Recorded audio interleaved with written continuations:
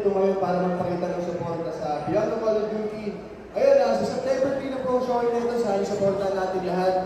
Supportahan natin ang pelikulang Pilipino. Siyempre, pelikulang to, hindi lang to normal na action na pelikula.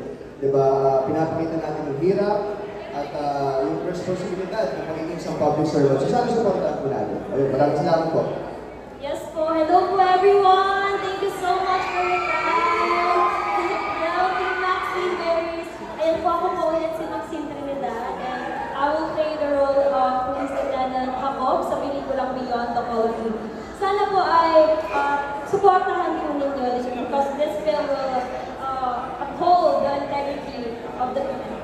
Maxine, this is your first lead role, di ba? Yes, this How was it? Kumusta naman? It is really a dream come true kasi talaga yung pagkakaroon ng role is to strengthen the PNP's integrity. It's just a dream come true for me and kaya natin sila tinatawag na living heroes because they sacrifice their own well-being for our public. As deep dito ang character mo. Abangan. Ibang-ibang Maxine. At syempre, nagmagawa ng taong talaga. Oo. Napaka-unos ka, napaka-gwapo. Po, Martin Delosa. gusto ko pasalamat sa lahat na pumunta po ngayon dito para supportahan ang aming pelikula, ang Beyond the Call of Duty. Ako po dito ang role na pinaplay ko dito ay si Lieutenant Ricky Mapay.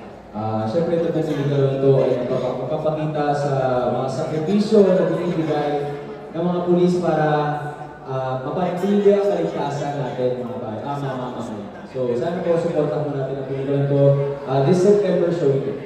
Thank you. Thank you, Marley. Ay, bakit ako muna kayo, Paolo? Maxine muna po.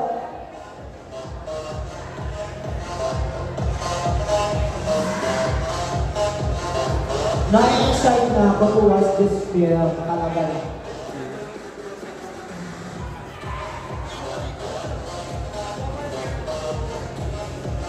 Okay, Martin, So I think all of you are